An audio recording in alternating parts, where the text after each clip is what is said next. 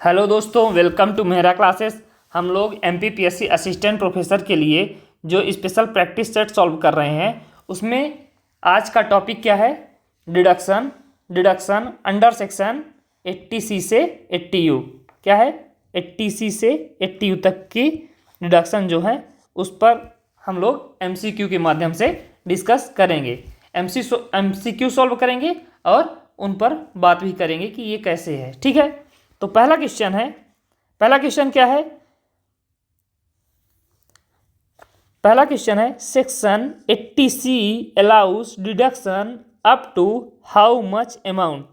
धारा 80C के तहत कितनी अधिकतम कटौती मिलती है? धारा 80C कितने रुपए की कटौती मिलती है धारा 80C के तहत? पहला ऑप्शन है 1 लाख रुपए, पहला ऑप्शन है 1 लाख रुपए, दूसरा ऑप्शन है 1.5 लाख रुपए, तीसरा ऑप्शन है 2 लाख रुपए और चौथा ऑप्शन है कोई सीमा नहीं। आप लोग पहले वीडियो को पॉज करिएगा, इसके बाद कमेंट कीजिएगा, फिर आंसर देख लीजिएगा कि इसमें से सही आंसर कौन सा है। इस तरह से आपकी प्रैक्टिस और अच्छे से हो जाएगी।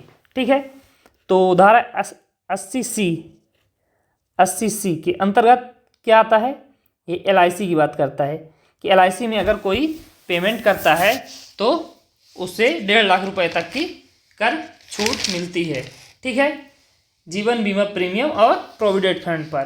ठीक है, और 80C जो है 80CCC, ठीक है, 80CCC क्या कहता है कि अगर कोई भी पेंशन फंड में, किसमें? पेंशन फंड में अगर कोई भी पेंशन फंड में अंशदान करता है तो उसे भी 1.5 लाख रुपए तक की कर छूट मिलेगी। कितना? 1.5 लाख। कितना? 1.5 लाख। ठीक है, और 80CCD क्या कहता है? केंद्र सरकार की अगर पेंशन योजना जो है उसमें भी कोई अंशदान करता है तो उसे भी 1.5 लाख रुपए तक कर में कटौती मिलती है। केंद्रीय सरकार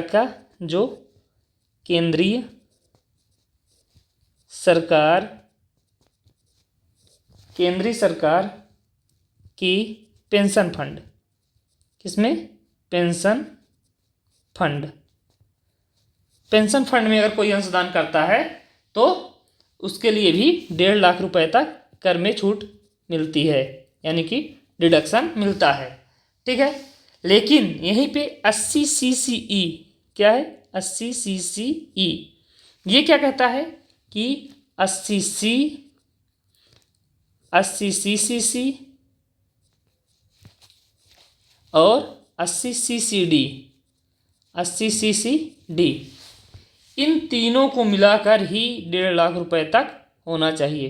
1.5 लाख रुपए तक कर में छूट मिलनी चाहिए। ठीक है, तो इसका सही आंसर क्या होगा? ऑप्शन बी, 1.5 लाख रुपए तक अधिकतम कटौती 80C के तहत मिलती है। ठीक है, नेक्स्ट क्वेश्चन क्या कहता है? Which of the following is not eligible under section 80C? Which of the following is not eligible under section 80C? निम्न में से कौन सा 80C के अंतर्गत योग्य नहीं है? ठीक है, पीपीएफ इन्वेस्टमेंट, पहला ऑप्शन है पीपीएफ इन्वेस्टमेंट, दूसरा है लाइफ इंश्योरेंस प्रीमियम, तीसरा है हेल्थ इंश्योरेंस प्रीमियम और चौथा है ट्यूशन फीस फॉर चिल्ड्रेन। ठीक है, तो इसका आंसर क्या होगा? जो ये पीपीएफ होता है, पीपीएफ ये तो अभी हम लोग देखे हैं 80C में, किसमें? 80C के अंतर्गत ये आता है। ठीक है, LIC की बात भी किए थे तो वो भी आता है 80C के अंडर में आता है, और जो ट्यूशन फीस होती है ये भी 80C के अंडर आती है। ठीक है, तो हेल्थ इंश्योरेंस जो है वो किस में आता है? हेल्थ इंश्योरेंस जो है तो ये 80C में नहीं आता है। तो इसका सही आंसर क्या होगा? Option C, health insurance premium, जो कि 80C के अंतर्गत नहीं आता, 80C में शामिल नहीं है। ठीक है, तो ये किस में है? ये है 80D। क्या है? 80D। 80D में क्या है? चिकित्सा बीमा यानी कि हेल्थ इंश्योरेंस प्रीमियम जो है किसमें है, 80D में है। और ये क्या कहता है कि अगर कोई भी व्यक्ति है, अगर स्वयं या जीवन साथी या बच्चे के लिए कितने रुपए तक, 25,000 रुपये तक कटौती प्राप्त कर सकता है। लेकिन उसके साथ अगर कोई वरिष्ठ नागरिक है तो 25,000 के स्थान पर 50,000 रुपये उसे टैक्स में छूट मिलेगी। ठीक है, नेक्स्ट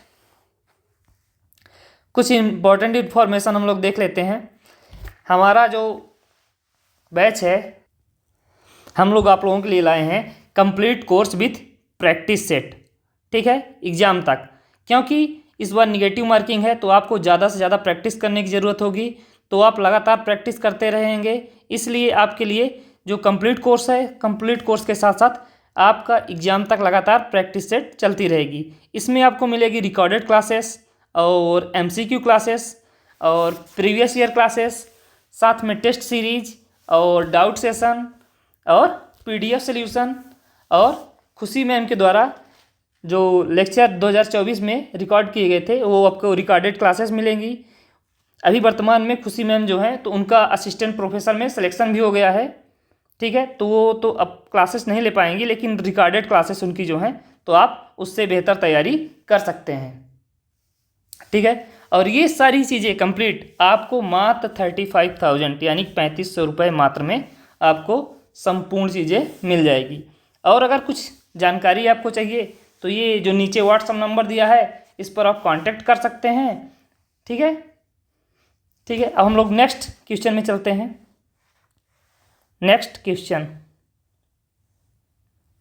क्वेश्चन क्या है, section 80D provides under section 80D provides deduction for. धारा 80D किसके लिए कटौती देता है? धारा 80D किसके लिए कटौती देता है? पहला ऑप्शन है मेडिकल इंश्योरेंस प्रीमियम, दूसरा ऑप्शन है एजुकेशन लोन इंटरेस्ट, तीसरा ऑप्शन है हाउस रेंट और चौथा ऑप्शन है डोनेशन। ठीक है, तो इसका सही आंसर आप लोग कमेंट कीजिएगा। 80C किसकी बात करता था? पेंशन फंड,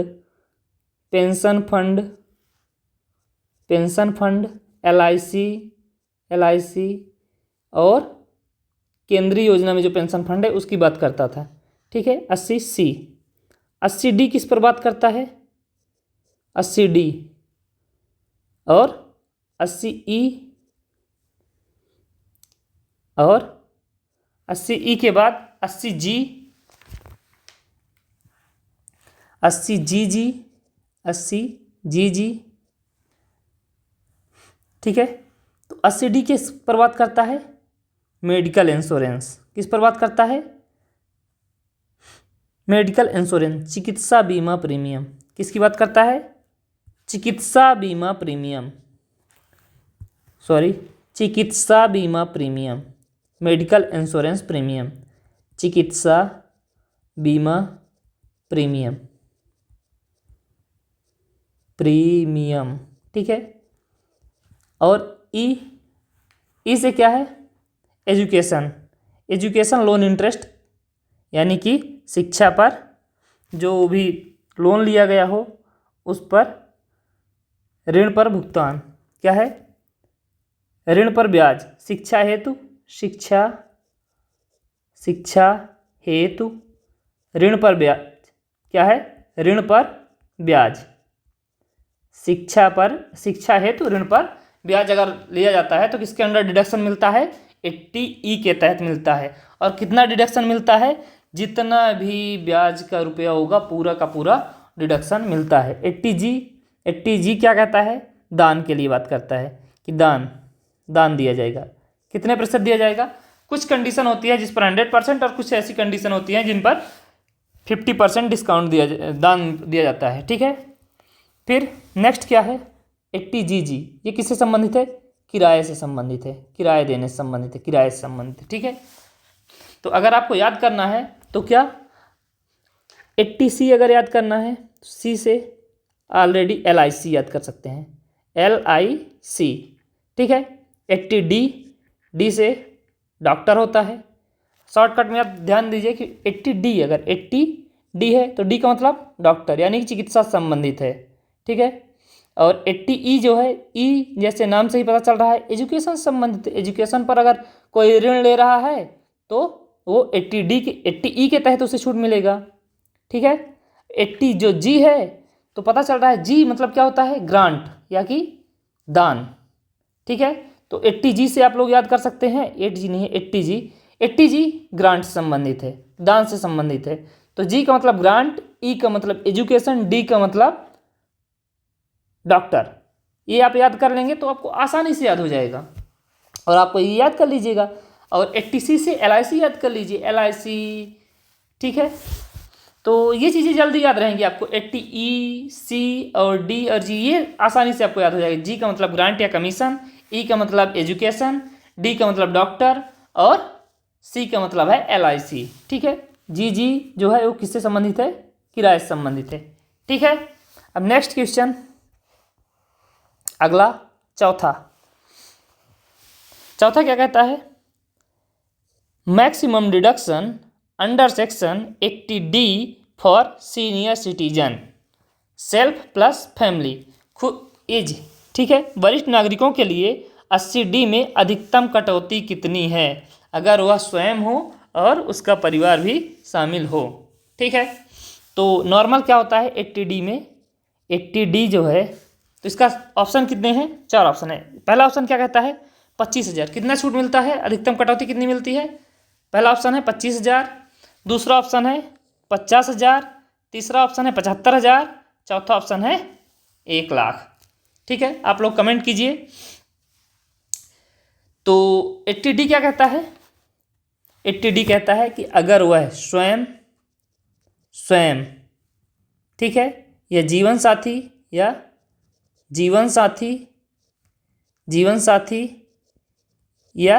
बच्चे, ये तीनों है तो डिडक्शन कितना मिलता है 25,000। अगर स्वयं हो, जीवन साथी हो और बच्चे हो तो उन्हें डिडक्शन कितना मिलता है 80D के तहत 25,000 रुपये का डिडक्शन मिलता है चिकित्सा के लिए। लेकिन अगर यहीं पे अगर कोई क्या हो, वरिष्ठ नागरिक है तो क्या हो जाएगा, ये 25,000 के स्थान पर 50,000 रुपये का डिडक्शन मिलेगा, ठीक है। ज़्यादा हो गया, 50,000 का डिडक्शन मिलेगा, ठीक है।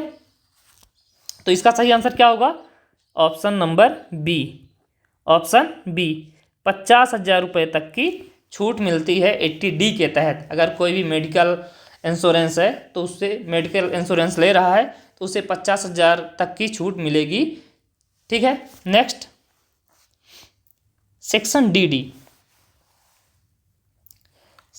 DD इज रिलेटेड टू, यानी कि धारा 80DD किससे संबंधित है, ठीक है। मेंटेनेंस ऑफ डिसेबल्ड, पहला ऑप्शन है मेंटेनेंस ऑफ डिसेबल्ड डिपेंडेंट, यानी कि जो डिसेबल हैं उनके मेंटेनेंस के लिए जो डिपेंडेंसी होती है उसके लिए, या दूसरा क्या है सेल्फ डिसेबिलिटी, या खुद अगर डिसेबल है उसके लिए। तीसरा ऑप्शन क्या है एजुकेशन लोन,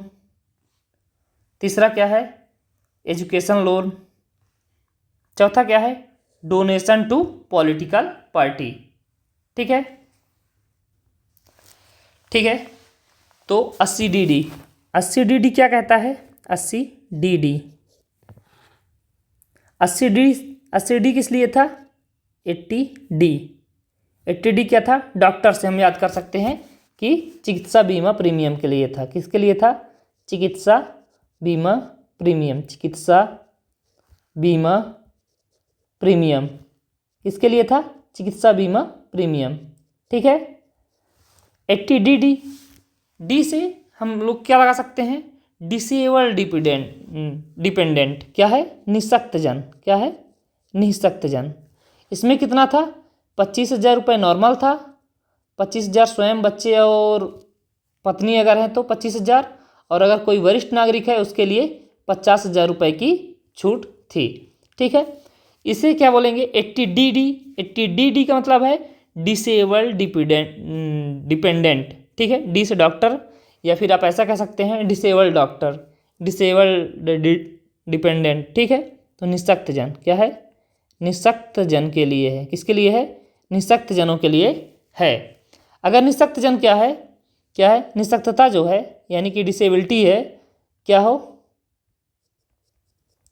कम है। निःशक्तता अगर कम है तो कितने रुपए तक छूट मिलती है, 75,000 रुपये तक इसे छूट मिलती है। कितना मिलता है, 75,000।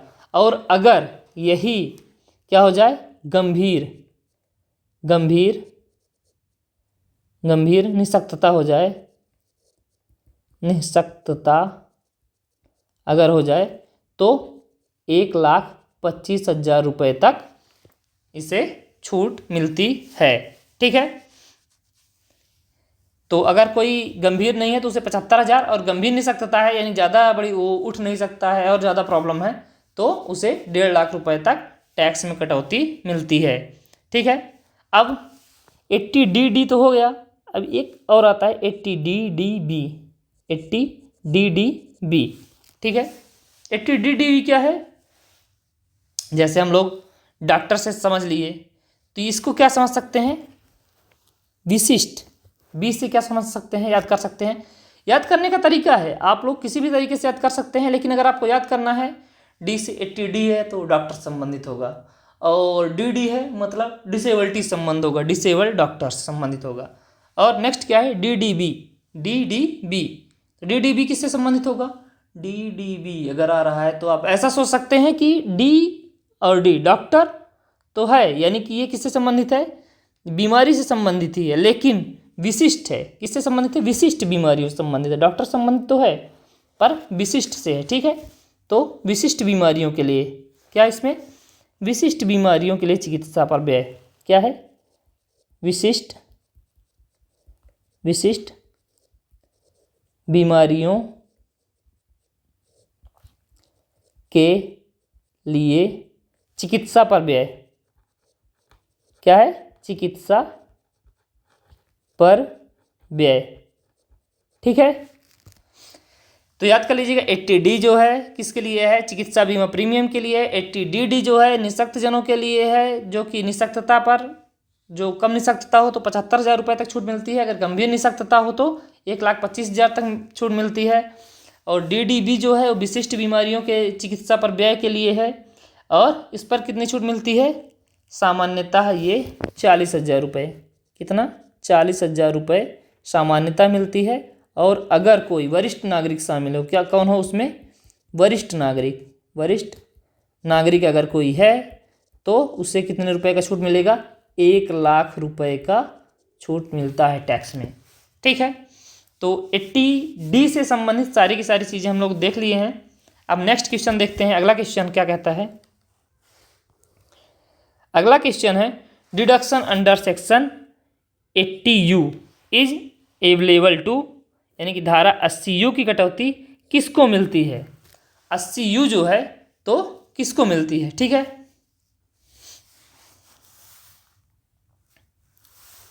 SCU पहला ऑप्शन क्या है, डिसेबल्ड फॉर पर्सन हिमसेल्फ। दूसरा है डिपेंडेंट ऑफ डिसेबल्ड पर्सन। ठीक है, तीसरा है सीनियर सिटीजन। चौथा है कंपनी। ठीक है, तो 80U तो कंपनी तो हो नहीं सकता। ठीक है, 80 जो डिडक्शन मिलते हैं मुझे, हम लोगों को ज़्यादातर किसी व्यक्ति को मिलते हैं। ठीक है, सीनियर सिटीजन के लिए भी नहीं है, ना सीनियर सिटीजन के लिए है, ना कंपनी के लिए है। किसके लिए है, डिसेबल्ड पर्सन के लिए है। किसके लिए है, डिसेबल्ड पर्सन के लिए है। तो डिसेबल्ड पर्सन इसमें भी है और इसमें भी है। तो हिमसेल्फ के लिए, स्वयं के लिए है, या फिर डिपेंडेंट के लिए है। तो किसके लिए है, स्वयं के लिए है, डिसेबल्ड पर्सन हिमसेल्फ। अगर कोई भी डिसेबल्ड पर्सन है उसके लिए है। तो ये क्या कहता है, 80U क्या कहता है, निःशक्त व्यक्तियों, ये किससे संबंधित है, निःशक्त व्यक्तियों की आय से, निःशक्त व्यक्तियों की आय। निःशक्त व्यक्तियों की आय कितना है? अगर कोई भी निःशक्त व्यक्ति है उसे 75,000 रुपये तक अगर वो अर्न कर रहा है तो क्या होगा? टैक्स में उसे छूट होगी। और अगर किसी के पास गंभीर जो है निःशक्तता है तो 1,25,000 रुपये तक ये छूट मिलती है। ठीक है। नेक्स्ट क्या है? क्वेश्चन नंबर 7 क्या कहता है? Section 80G allowed deduction for, यानी कि धारा 80G किसके लिए कटौती देती है, यानी कि किसके लिए छूट देती है 80G? 80G हम लोग पढ़ चुके हैं, हम डिस्कस कर चुके हैं। अभी 2 क्वेश्चन पहले हम लोगों ने डिस्कस किया था कि 80E कहाँ यूज होता है, 80G और 80D 80C की सभी की बातें कर चुके हैं। तो ये क्या कहता है? धारा 80G किसके लिए कटौती देता है? पहला ऑप्शन क्या है? Donations to charitable institute. Second क्या है? Medical treatment. थर्ड क्या है? Saving investment. और फोर्थ क्या है? Home loan interest. तो 80G किससे संबंधित है? आप लोग कमेंट कीजिए। 80G किससे संबंधित है? 80G कहता है कि कोई भी चैरिटेबल इंस्टीट्यूशन है उनके डोनेशन से संबंधित है। किससे संबंधित है? डोनेशन से। क्या कहता है 80G? कि कोई पुण्यार्थ एवं संस्थाओं को दान, अनुमोदित पुण्यार्थ संस्थानों को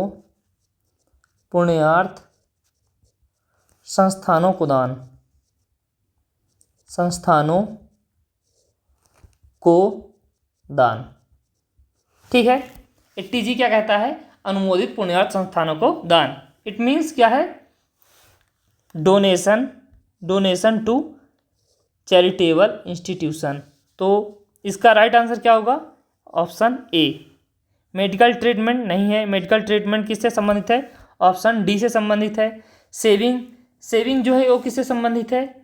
सेविंग जो है बैंक में TTB से संबंधित है। होम लोन भी इससे संबंधित नहीं है। ठीक है। तो इसका ऑप्शन क्या होगा? Option A is correct answer. ठीक है। नेक्स्ट ऑप्शन 8वां क्वेश्चन क्या कहता है? 8वां question number 8 section 80E deduction is for, क्या कहता है? 80E किसके लिए है? धारा 80E किसके लिए है? पहला ऑप्शन क्या है? Interest on education loan. पहला क्या है? Interest on education loan. दूसरा ऑप्शन क्या है? Principal on home loan. ठीक है। तीसरा क्या है? Life insurance. ठीक है। चौथा क्या है? PPF। ठीक है। PPF हम लोग देख चुके हैं। PPF किसके अंतर्गत आता है? 80C। LIC भी 80C के अंतर्गत आता है। 80C। Principle of home loan ये नहीं आता है। ठीक है। ये भी नहीं है। तो इसका आंसर क्या होगा? Interest on education loan. याद करने का तरीका अभी मैं बताया था। अगर ई आ रहा है तो इससे एजुकेशन आप याद कर लीजिए। एजुकेशन इस पर कितना मिलता है? इस पर टैक्स डिडक्शन कितना मिलता है? संपूर्ण राशि, जितना भी ब्याज होगा, ब्याज की संपूर्ण राशि, संपूर्ण राशि डिडक्शन दी जाती है, यानी संपूर्ण राशि की छूट दी जाती है। ठीक है। ई से मैं बताया था एजुकेशन याद कर लीजिएगा। डी से डॉक्टर यानी कि चिकित्सा बीमा प्रीमियम, और सी से LIC याद कर लीजिए। LIC PPF ये सारे उसके अंतर्गत आते हैं। जी से ग्रांट। ठीक है। नेक्स्ट क्वेश्चन क्या कहता है? नेक्स्ट है 9वां क्वेश्चन क्या कहता है? 9th maximum deduction under section 80CCD for NPS is the part of. ठीक है। तो धारा 80CCD के तहत NPS के लिए अधिकतम कटौती 80C की सीमा के साथ, लेकिन extra under section CCD first B में कितनी है। ठीक है, ठीक है। तो इसका पहला ऑप्शन क्या है 50,000, दूसरा ऑप्शन क्या है 1 लाख, तीसरा ऑप्शन क्या है 1.50 लाख। ठीक है, तो और चौथा ऑप्शन क्या है इनमें से कोई नहीं। ठीक है, तो पहला ऑप्शन कितना है 50,000, दूसरा है 1 लाख, तीसरा है 1.5 लाख और चौथा क्या है कोई अतिरिक्त नहीं, मतलब इसका इसमें से कोई नहीं मान लीजिए। ठीक है, तो 80 CCD1 क्या कहता है 80 CCD1 ये एनपीएस में कितना कटौती देता है। एनपीएस में कटौती कितनी बात करता है, ये बात करता है कि अगर एनपीएस में कटौती होगी तो टोटल कितना मिलेगा 1.5 लाख रुपए तक टैक्स में छूट मिलती है। लेकिन जो 80 CCB है 80 CCD1B ये क्या कहता है कि ये 1.5 लाख तक तो कटौती उपलब्ध होगी, इसके अलावा 50,000 रुपये तक और कटौती प्राप्त की जा सकती है। 50,000 रुपये तक और भी कटौती प्राप्त की जा सकती है। ठीक है, तो टोटल कितनी कटौती मिल सकती है 2 लाख की कटौती टोटल संभव है 80C के तहत। ठीक है, कितना, तो इसका सही आंसर क्या होगा, इसका सही आंसर 1.5 लाख नहीं हो सकता, 1 लाख नहीं हो सकता, ये तो 80 CCD1 में है। ठीक है, ये तो नहीं है, इसका सही आंसर होगा ए, ये क्योंकि ये अतिरिक्त कटौती पूछा है एक्स्ट्रा अंडर CCD1B के तहत कितनी कटौती मिलती है, इसका सही आंसर होगा 50,000 रुपये की कटौती मिलती है। ठीक है, और ये जो कटौती है सिर्फ कब मिलती है अगर कोई भी व्यक्ति पुरानी कर व्यवस्था को फॉलो करता है। किसको करता है, पुरानी कर व्यवस्था को फॉलो करता है, पुरानी कर व्यवस्था को। ठीक है, ये समस्त कटौतियां कब लागू होती हैं जब कोई भी व्यक्ति पुरानी कर व्यवस्था को फॉलो करता है। ठीक है, नेक्स्ट 80GG 10वां क्वेश्चन है। 10वां क्वेश्चन क्या कहता है section 80GG deduction is for, यानी कि धारा 80GG किसके लिए कटौती प्रदान करता है। 80GG जो है किसके लिए कटौती प्रदान करता है। पहला ऑप्शन है house rent paid when no HRA received, अगर कोई भी HRA रिसीव्ड नहीं हुआ है और हाउस रेंट जो पेड करते हैं वो। ठीक है, दूसरा ऑप्शन क्या कहता है मेडिकल एक्सपेंसेस, मेडिकल खर्च, तीसरा क्या कहता है डोनेशन और चौथा क्या कहता है interest on loan, interest on loan.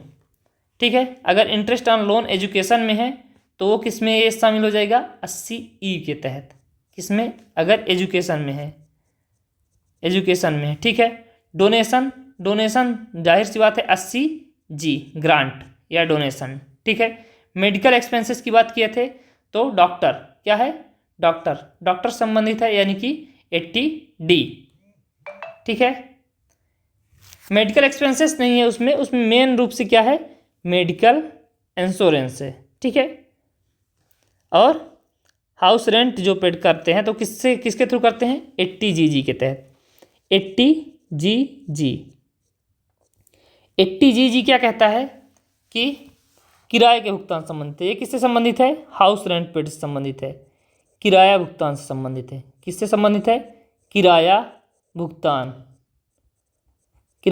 संबंधित है। ठीक है, ये क्या कहता है किराया कितना होना चाहिए तो छूट मिलेगी सकल कुल आय का, क्या कब छूट मिलेगा जब किराया कितना हो सकल कुल आय का 10% हो, सकल कुल आय का 10% हो, या फिर दूसरी कंडीशन क्या है कुल आय का कितना हो 25% हो। ठीक है, तीसरा क्या है या फिर 5,000 रुपये प्रति माह। ठीक है, इनमें से जो भी कम हो वही छूट इसमें मिलती है, इसके अंतर्गत वही छूट मिलेगा। ठीक है, 25%। सकल कुल आय में क्या क्या शामिल है पहले ही बताया जा चुका है। सकल कुल आय में 5 शीर्षक हैं, ठीक है। वेतन से आय, वेतन से आय, वेतन से आय या वेतन शीर्षक से आय, और फिर दूसरा क्या है, मकान संपत्ति से आय, मकान संपत्ति से आय, मकान संपत्ति से आय। तीसरा क्या है, व्यापार या पेशे से आय, व्यापार या पेशे से आय, पेशे से आय। चौथा क्या कहता है, capital gain, capital gain, capital gain यानी कि पूंजी लाभ।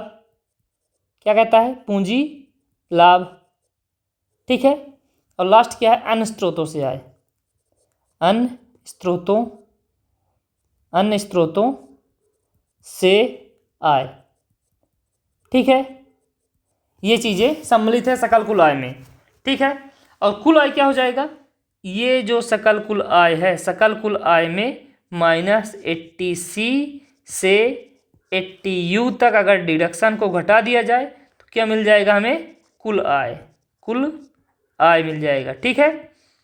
तो सकल कुल आय का 10% हो तो छूट मिलेगा, कुल आय का 25% हो या फिर 5,000 रुपये प्रति महीना, इनमें से जो सबसे कम होगा उसी के हिसाब से टैक्स की कटौती पर छूट मिलेगा, टैक्स में कटौती प्राप्त होगी, ठीक है। नेक्स्ट अगला क्वेश्चन क्या कहता है, सेक्शन 80C क्या कहता है, सेक्शन 80C में सुकन्या समृद्धि योजना एलिजिबल है, ठीक है। 80C के तहत सुकन्या समृद्धि योजना एलिजिबल है या नहीं, इज सुकन्या समृद्धि योजना eligible under section 80C। Yes, पहला ऑप्शन क्या है, यस, दूसरा ऑप्शन है नो, तीसरा ऑप्शन है only for girl above 10 years, तीसरा क्या है, ओनली फॉर बॉयज़। तो ओनली फॉर बॉयज़ तो हो नहीं सकता क्योंकि सुकन्या है तो कन्या तो होगा ही, ठीक है। तो only for girls above 10 years, 10 year ये भी गलत हो गया क्योंकि 10 ईयर का ऐसा कोई वो नहीं है इसमें। तीसरा है नो, नो तो नहीं है क्योंकि 80C में सुकन्या समृद्धि योजना से संबंधित है। तो इसका सही आंसर क्या होगा, option A, option A, yes, यानी कि सेक्शन 80C में सुकन्या समृद्धि योजना एलिजिबल है। तो इसका सही आंसर क्या होगा, ए, ऑप्शन ए, ठीक है। Option D D B, D D B, D D B आ गया तो पहले आप ध्यान दीजिए, बी विशिष्ट है, फिर क्या है ये, डी से डॉक्टर यानी कि बीमारियों से संबंधित है, बीमारियों से, ठीक है, विशिष्ट बीमारियों पर भी है। क्या है ये, विशिष्ट बीमारियों, बीमारियों पर व्यय, ठीक है। याद अभी मैं करवाया था 80 DDB deduction is for, 80 DDB deduction is for धारा 80CC, 80 DDB किसके लिए है, स्पेसिफिक डिजीजेज ट्रीटमेंट के लिए है, पहला ऑप्शन है। दूसरा जनरल मेडिसिन के लिए है, तीसरा इंश्योरेंस के लिए है, या चौथा एजुकेशन के लिए है, ठीक है। जब हम लोग 80D पढ़ रहे थे, 80D, तो ये किससे संबंधित था, ये किससे संबंधित था, इंश्योरेंस से संबंधित था, इंश्योरेंस यानी कि चिकित्सा बीमा प्रीमियम, इंश्योरेंस से संबंधित था। और 80 जो DD था वो डिसेबल्ड के लिए था, किसके लिए था, डिसेबल्ड, किसके लिए था, डिसेबल्ड के लिए था। और 80 DDB जो था किसके लिए था, विशिष्ट बीमारियों के लिए, इसके लिए था, स्पेसिफिक डिजीजेज ट्रीटमेंट के लिए था, विशिष्ट बीमारियों, बीमारियों पर व्यय, पर व्यय के लिए था। तो इसका सही आंसर क्या होगा, ऑप्शन ए, क्योंकि एजुकेशन तो है नहीं, एजुकेशन के लिए ई है 80E, इंश्योरेंस के लिए 80D, ठीक है, और जनरल मेडिकल के लिए भी यही है, ठीक है। तो स्पेसिफिक डिजीजेज ट्रीटमेंट के लिए इसका आंसर क्या सही होगा, ऑप्शन ए, इंश्योरेंस हो नहीं सकता है और ये भी नहीं है, ठीक है। तो इसका क्या होगा, स्पेसिफाइड डिजीजेज ट्रीटमेंट के लिए ही जो छूट मिलता है 80 DDB के तहत छूट मिलता है, ठीक है। कितना मिलता है, अगर कोई नॉर्मल व्यक्ति है उसे 40,000 रुपये का डिस्काउंट मिलता है या 40,000 की छूट मिलती है। और अगर कोई वरिष्ठ नागरिक है, क्या है, वरिष्ठ नागरिक है, उसके लिए 1,00,000 रुपये, कितना, 1,00,000 रुपये का कटौती प्राप्त होती है, 1,00,000 रुपये की कटौती प्राप्त होती है। ठीक है। नेक्स्ट क्या है, सेक्शन 80 RRB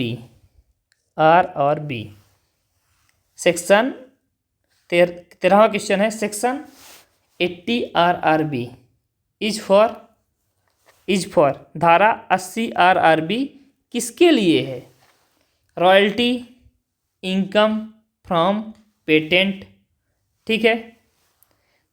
दूसरा क्या है, रॉयल्टी ऑफ बुक्स। तीसरा क्या है, इंटरेस्ट इनकम। और चौथा क्या है, सैलरी। ठीक है। तो RRB 80 RRB, ठीक है, और 80 JJAA, ठीक है, 80 QQB, ठीक है, QQB और 80 TTA और 80 TTB। ये जो है महत्वपूर्ण सेक्शन है। ठीक है। RRB से क्या याद कर सकते हैं कि ये रॉयल है, रॉयल यानी कि रॉयल्टी है। किससे संबंधित है, रॉयल्टी से संबंधित है। किसकी रॉयल्टी, पेटेंट की। किसकी, पेटेंट की रॉयल्टी से संबंधित है। JJA से क्या याद कर सकते हैं, ज्वाइनिंग यानी कि नए व्यक्ति के लिए, नए कर्मचारियों के लिए है, नए कर्मचारियों की नियुक्ति के लिए, कर्मचारी की नियुक्ति। ठीक है। QQB से याद कीजिएगा कि क्यों बुक्स पढ़े हैं हम। ठीक है, क्यों बुक्स पढ़े हैं हम, तो बुक्स यानी कि बुक से रॉयल्टी, पुस्तकों से रॉयल्टी। किससे, बुक्स से रॉयल्टी, पुस्तकों से रॉयल्टी। ठीक है। तीसरा है TTA किससे संबंधित है, ये क्या है, बचत खाते पर ब्याज। ठीक है, बचत खाते पर ब्याज। और TTB किसके लिए है, ये क्या है, वरिष्ठ नागरिकों के लिए,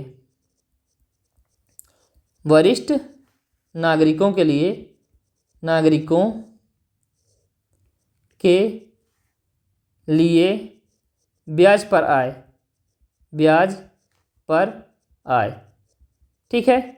अगर कोई भी वरिष्ठ नागरिक है, अगर 50,000 रुपये तक ब्याज कमा रहा है तो उसे टैक्स डिडक्शन मिलता है या टैक्स में छूट मिलती है। और अगर TTA के तहत, 80 TTA के तहत अगर कोई नॉर्मल व्यक्ति है और वो ब्याज की राशि प्राप्त कर रहा है, वो 10,000 रुपये अगर प्राप्त करता है तो उसे टैक्स छूट मिलती है। लेकिन अगर 10,000 रुपये से अधिक कमाता है तो उसे टैक्स पे करना होता है। ठीक है। नेक्स्ट 80 TTA की अभी बात की है। 80 TTA डिडक्शन इज फॉर धारा 80 TTA किसके लिए है, इंटरेस्ट ऑन सेविंग अकाउंट या फिर इंटरेस्ट ऑन FD या फिर डिविडेंड या फिर कैपिटल गेन। ठीक है। तो ये बताइए 80 TTA किसके लिए है, 80 TTA किसके लिए है। अभी हम लोगों ने बात की है इंटरेस्ट ऑन सेविंग अकाउंट यानी कि बचत खातों पर ब्याज। क्या है, बचत खातों पर ब्याज से संबंधित है। कितना, बचत खाते पर ब्याज कितना मिलता है TTA के तहत, अगर कोई भी 10,000 रुपये से कम प्राप्त कर रहा है, 10,000 रुपये से कम अगर कमा रहा है या ब्याज प्राप्त कर रहा है तो उस पर कर नहीं लगेगा। अगर वो 10,000 रुपये से अधिक कमाएगा तो उस पर कर लगाया जाएगा। तो कैपिटल गेन नहीं है इसका, डिविडेंड भी नहीं है, इंटरेस्ट ऑन एफडी भी नहीं है, तो इसका सही आंसर क्या होगा? इंटरेस्ट ऑन सेविंग अकाउंट, यानी बचत खातों पर जो भी ब्याज मिलेगा वो इससे संबंधित है, टीटीए से। ठीक है, नेक्स्ट क्या कहता है? सेक्शन 80 टीटीबी इज फॉर, यानी कि धारा 80 टीटीबी किसके लिए है? पहला ऑप्शन है senior citizen interest on deposits, दूसरा है नॉर्मल सिटीजन्स, तीसरा है कंपनीज और चौथा है एचयूएफ। तो 80 से एचयूएफ और कंपनी का तो कोई लेना देना है ही नहीं, तो ये दोनों कैंसिल हो गए। क्या बचा? Normal citizen and senior citizen. Normal citizen के लिए अभी हम लोग क्या देखे हैं? टीटीए। ठीक है, तो ये भी नहीं होगा। अब ए ऑप्शन बचा है जो कि ये किससे संबंधित है? टीटीबी से संबंधित है। क्या है? अगर कोई भी सीनियर सिटीजन है और डिपॉजिट पैसे जमा करके जो अगर कोई ब्याज प्राप्त कर रहा है वो किसके अंतर्गत आता है? टीटीबी के अंतर्गत आता है। और ये किसके लिए है? वरिष्ठ नागरिकों के लिए, सीनियर सिटीजन्स के लिए है। ठीक, तो बी अगर आपको याद आ रहा है टीटीबी है, यानी कि वरिष्ठ नागरिकों के लिए है। ठीक है, तो ये लोग क्या है, जैसे कि नॉर्मल कोई भी व्यक्ति है वो कितने रुपए तक का? 10,000 रुपये तक का डिस्काउंट प्राप्त कर सकता है, यानी कि 10,000 रुपये तक अगर वो पैसे रखता है सेविंग अकाउंट में, अगर 10,000 रुपये प्राप्त होती है तो उसे कर नहीं देना होगा। लेकिन अगर वही व्यक्ति क्या है? वरिष्ठ नागरिक है, तो उसे 50,000 रुपये तक अगर ब्याज के रूप में पैसा मिल रहा है, 50,000 रुपये तक अगर ब्याज के रूप में पैसा मिल रहा है तो उसे कोई भी टैक्स नहीं देना होगा। तो इसका सही आंसर क्या होगा? Option A. ठीक है, ऑप्शन ए, 15 का option A. Next question 80C में home loan principal repayment eligible है। ठीक है, 80C में होम लोन रिपेमेंट एलिजिबल है या नहीं? ठीक है, बताना है। Is home loan principal repayment eligible under section 80C? 80C के तहत क्या जो लोन रिपेमेंट है एलिजिबल है या नहीं है? पहला ऑप्शन है यस, दूसरा ऑप्शन है नो, तीसरा ऑप्शन है ओनली इंटरेस्ट, केवल ब्याज पेमेंट करेंगे, और ऑप्शन डी है ओनली फॉर कॉमर्शियल प्रॉपर्टी, केवल कॉमर्शियल प्रॉपर्टी के लिए ही लोन का रिपेमेंट कर। ठीक है, तो ओनली इंटरेस्ट ये तो हो नहीं सकता ऑप्शन। तीसरा क्या है? चौथा क्या है? ओनली फॉर कॉमर्शियल प्रॉपर्टी, ये ऑप्शन भी नहीं होगा। तो ऑप्शन क्या बचा? यस और नो। ठीक है, तो देख लेते हैं 80C में क्या होता है कि अगर कोई होम लोन है, क्या है? होम लोन इसका रीपेमेंट करना है। क्या करना है? रीपेमेंट। अगर कोई व्यक्ति होम लोन का रीपेमेंट करता है तो 80C के तहत इसे 1.5 लाख रुपए तक कर में छूट मिलती है। कितना? 1.5 लाख रुपए तक कर में छूट मिलती है। ठीक है, कितना? 1.5 लाख रुपए तक कर में छूट मिलती है अगर कोई भी व्यक्ति क्या हो, होम लोन का रीपेमेंट करता है तो। ठीक है, लेकिन इस पर एक शर्त है कि यदि वह व्यक्ति उस संपत्ति को पूरा कर लेता है, यानी उसके बनवा लेता है। अगर घर बनवाने के लिए वो होम लोन लिया है तो अगर वो बन जाता है, कंप्लीट हो जाता है, उसके बाद ही ये 1.5 लाख रुपए उस व्यक्ति को मिल पाएंगे। ठीक है, नेक्स्ट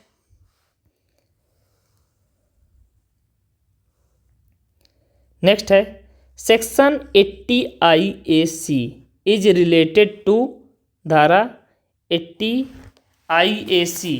क्या है? IAC किससे संबंधित है? 80 IAC किससे संबंधित है? Eligible startups deductions. पहला ऑप्शन क्या है? एलिजिबल स्टार्टअप्स डिडक्शन, दूसरा ऑप्शन है एग्रीकल्चर, तीसरा ऑप्शन है एक्सपोर्ट, चौथा ऑप्शन है मैन्युफैक्चरिंग। किससे संबंधित है IAC किससे संबंधित है? कमेंट आप लोग की पहले कीजिएगा, इसके बाद ही आप आंसर देखिएगा। ठीक है,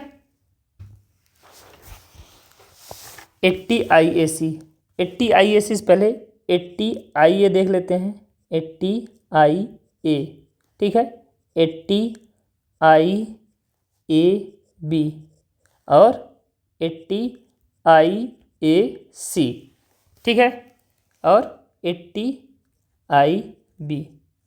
80IA क्या कहता है, किसके लिए है, अवसंरचना विकास के लिए है, यानी कि मैन्युफैक्चरिंग के लिए है। किसके लिए है, अवसंरचना विकास के लिए, अवसंरचना विकास के लिए है। अगर कोई भी अवसंरचना विकास करता है, यानी कि बेसिक इंफ्रास्ट्रक्चर डेवलपमेंट करता है कोई भी उपक्रम, तो उसे 10 वर्षों तक 100% कितना, 100% प्रॉफिट में यानी कि लाभ में छूट मिलती है, ठीक है। दूसरा क्या है, IAB किससे संबंधित है, SEZ क्षेत्र, इससे SEZ क्षेत्र से संबंधित है। अगर SEZ क्षेत्र में कोई भी कंपनी स्टेब्लिश करता है और प्रॉफिट कमाता है तो वो भी 10 वर्षों के लिए 100% टैक्स फ्री होता है, ठीक है। फिर 80IAC ये किसके लिए है, ये है स्टार्टअप्स के लिए। किसके लिए है, स्टार्टअप्स के लिए है।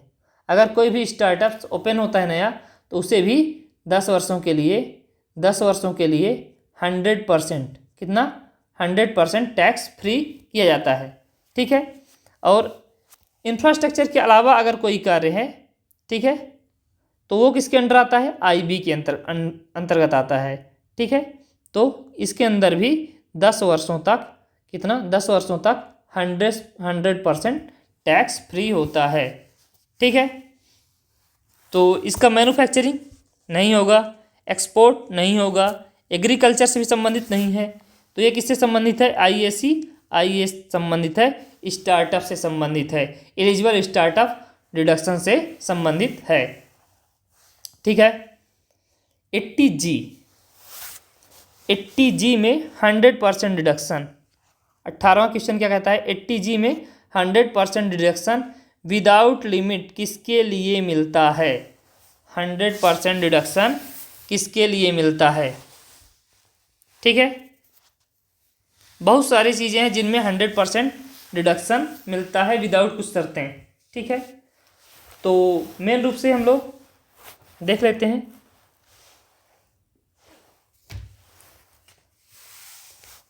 हंड्रेड परसेंट डिडक्शन मिलता है, 100% deduction without limit under section 80G for, ठीक है। पहला ऑप्शन क्या है, PM नेशनल रिलीफ फंड। दूसरा ऑप्शन क्या है, जनरल चैरिटी। तीसरा ऑप्शन क्या है, स्कूल। चौथा ऑप्शन क्या है, हॉस्पिटल, ठीक है। तो 80C में जो है 80C नहीं 80G यानी कि ग्रांट, ठीक है। इसमें कुछ को 100%, कुछ जो दान होते हैं उन्हें 100% बिना लिमिट के डोनेशन मान लिया जाता है और पूरी की पूरी छूट दे दी जाती है, ठीक है। और कुछ जो होते हैं उन पर 50% छूट दी जाती है बिना किसी शर्त के। लेकिन कुछ ऐसे होते हैं जिन्हें कुछ शर्तों के द्वारा ही छूट मिलती है कि आप इतने तक आपको छूट होगी, उसके बाद छूट नहीं होगी। तो 100% में कौन कौन से आते हैं, 100% में भारत सरकार के द्वारा अगर कोई भी स्थापित सुरक्षा कोष है उसमें, या फिर राष्ट्रीय सहायता कोष में दान कर दिए, ठीक, या फिर अफ्रीका कोष में, या फिर राष्ट्रीय बाल कोष में, बहुत सारी चीज़ें इसमें शामिल है, ठीक है। 50% में कुछ लिमिटेड, बिना किसी छूट के 50% में कुछ लिमिटेड हैं जो कि याद रहेंगी। और जो 100% वाले में बहुत सारे हैं जिन्हें याद करना थोड़ा सा मुश्किल हो जाएगा, ठीक है। तो आप 50% वाला याद कर लेंगे तो ज़्यादा आसान हो जाएगा। पहला क्या है, 50% वाले में बिना किसी सीमा के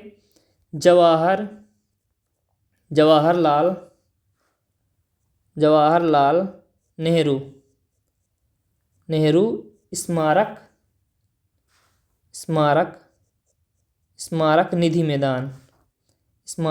निधि में दान, ठीक है, पहला है। दूसरा क्या है, दूसरा है प्रधानमंत्री सूखा कोष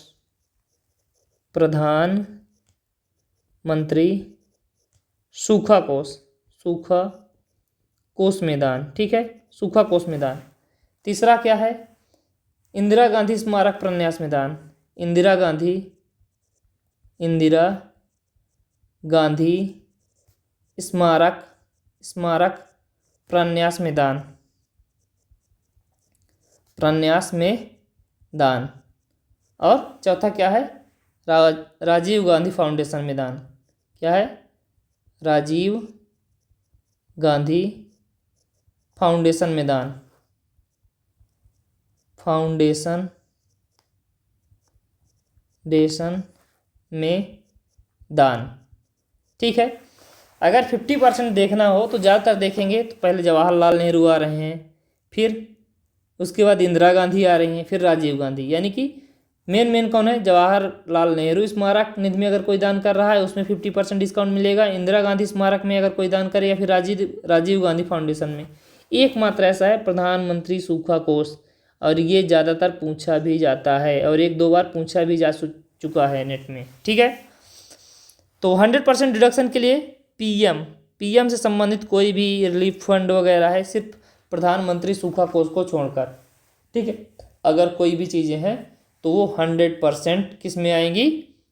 केंद्र सरकार संबंधित और पीएम से संबंधित कोई भी अगर डिडक्शन मिलता है, 100% डिडक्शन मिलता है, तो किस में मिलेगा? 80G के तहत 100% डिडक्शन मिलेगा। तो पीएम से संबंधित या केंद्र से संबंधित कोई भी योजना हो उसमें 100% डिडक्शन मिलता है। ठीक है।